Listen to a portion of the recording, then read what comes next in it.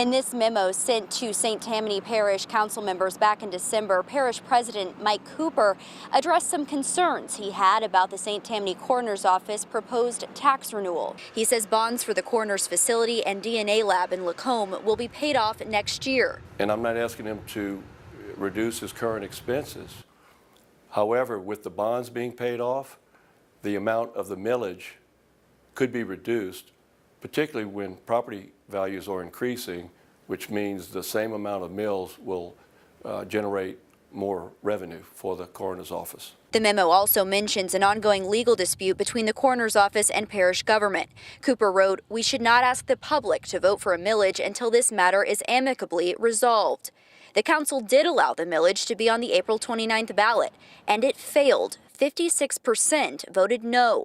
St. Tammany coroner Dr. Charles Preston says the millage would have generated $7.8 million annually to support his office. In my mind, it takes $7 million a year to run the coroner's office. That's without the bond payment. Preston says the money isn't just going to death investigations. It also funds sexual assault and mental health cases. It would really compromise the public safety in St. Tammany Parish if we have to close the DNA lab altogether. Preston isn't opposed to the millage being evaluated and rolled back, as it has been several times in recent years. He just wants to see the office funded. I want to keep $7 million in reserve so that in the case of a catastrophe, we'd be able to continue to function. That's what he's now calling Cooper, a catastrophe. Cooper is the catastrophe in the sense that if I'm not able to renew this millage, then it is going to trigger us to go into the catastrophe fund. I think that's silly.